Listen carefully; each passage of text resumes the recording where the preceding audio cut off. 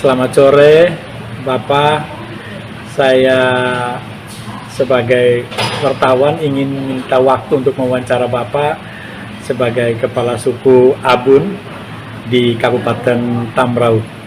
Nah, izin Bapak sebelum menjadi Kepala Suku, apa latar belakang Bapak? Boleh kami bisa dapat informasinya? Sebelum saya masyarakat kerja saya sebagai Kepala Suku, saya politisi PDI Perjuangan. PDI Perjuangan yang saya berjuang dari PDI Perjuangan, dari saya berjuang waktu Megawati belum jadi wakil presiden. Saya gabung di Jakarta pada tahun 98, jadi pembantaian di Jalan Diponegoro. Saya juga ikut waktu di pembantaian di Diponegoro.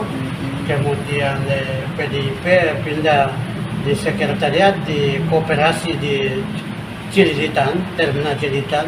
Saya juga pernah ke sana untuk minta biaya tiket untuk sana kapal barang pulang ke Sorong.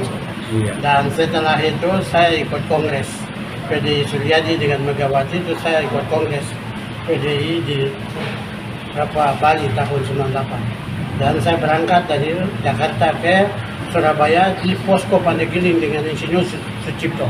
Berangkat dengan Insinyur Sucipto dari Pandeglang ke Bali dan ikut kongres menetapkan PDI Perjuangan yang pakai moncong putih.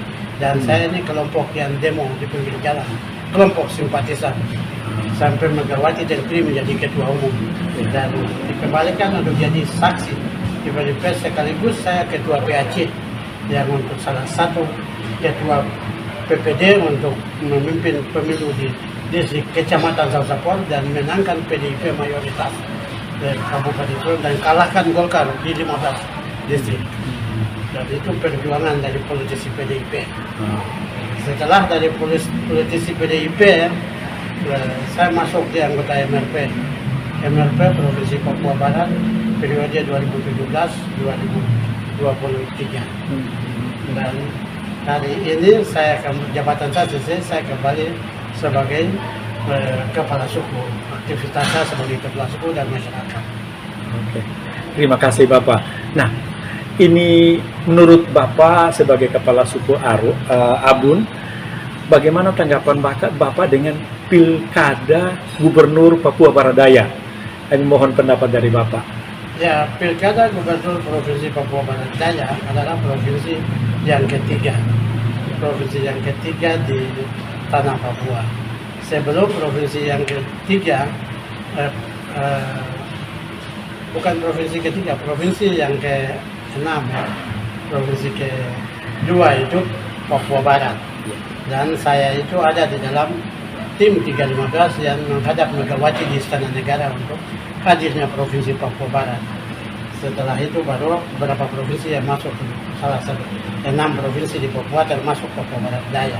Dan Papua Barat Daya ini orang-orang intelektual dari Sorong ini yang memekarkan Provinsi Papua Barat. Dan mereka juga memekarkan Provinsi Papua Barat Daya.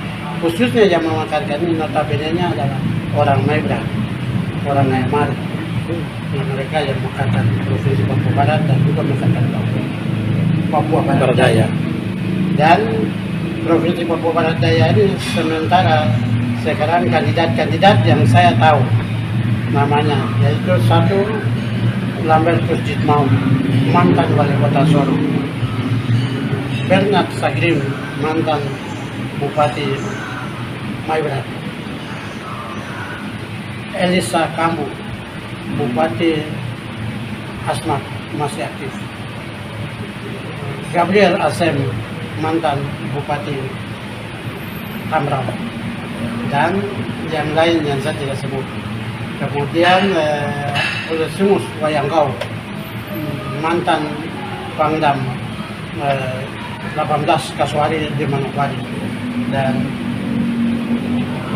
mereka ini yang punya Papua terbaik yang besok bertarung di Sorong. Dan mereka punya kelebihan dan kekurangan masing-masing ada.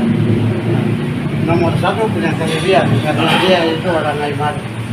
Dia itu membangun kota Sorong dan dia bangun Aramoy Dan dia kasih hidup orang Moy itu sampai yang mati dia kasih hidup lagi untuk bangkit dan suruh jalan. Salah satunya adalah bandara DADO di Sorong dan patung Edward Osok berdiri di bandara. Patung Edward Osok itu artinya bahwa orang Moy yang sudah meninggal tapi dia bangkit. Dia kasih bangkit untuk suruh berdiri lagi kembali. Itu kelebihan dari mantan wali kota yang sekarang calon hidup. Nah, yang kedua adalah Bernard Sagrim. Bernard Sagrim itu seorang bupati yang ganteng dan dia percaya diri. Nah, yang ketiga Gabriel Asem. Gabriel Asem bupati Kabupaten Tamrau, mantan bupati Kabupaten Tamrau, menghadirkan Tamrau menjadi kabupaten konservasi. Dan Semus Wayangkau adalah mantan Pangdam dari orang Papua yang pertama mantan Pangdam pimpin provinsi baru di Papua Barat Daya, Papua Barat. Dan waktu dia jadi Pangdam dia berhasil untuk memperjuangkan orang Papua yang jadi TNI, perwira maupun tamtama, dan semuanya 3.800 waktu masa jabatannya dia. Jadi termasuk dia sukses di dia punya bidangnya. Dan khususnya orang Maibrat itu mereka punya SDM-nya sudah siap dan mereka punya persatuan yang sudah siap. Dan mereka itu tinggal di gunung. Kalau di atas gunung menurut hukum malam itu kan batu di atas gunung dia berguling dari gunung ke bawah, bukan dari bawah ke gunung. Air itu mengalir di gunung ke bawah. Mereka berprinsip bahwa mereka di atas gunung. Nah, ini Bapak mau tanya, kan kita tahu bahwa Papua itu kan daerah khusus yang diberikan oleh pemerintah pusat. Nah, bagaimana pandangan Bapak sebagai Ketua Suku Abun tentang pilkada, baik itu gubernur, bupati, dan wali kota dengan undang-undang otonomi khusus? Benar sekali, kita berterima kasih kepada negara Indonesia karena negara ini memberikan kekhususan bagi provinsi di Indonesia yang 38 provinsi atau lebih. Ini negara ini hanya memberikan otonomisasi khusus bagi provinsi-provinsi tertentu. Dan DKI Jakarta, Yogyakarta, Aceh, Nangro Darussalam, dan Papua. Nah, kekhususan ini provinsi lain juga ingin memiliki itu, tetapi kekhususannya hanya diberikan untuk 4 provinsi di Indonesia. Maka kita yang mendapat kekhususan ini, kita bersyukur dan berterima kasih. Bersyukur kepada Tuhan dan berterima kasih kepada negara Republik Kesatuan Republik Indonesia.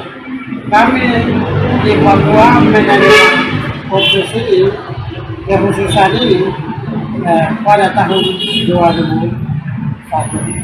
Kekhususan ini diberikan kepada 3 provinsi lain sudah sejak negara ini berdiri.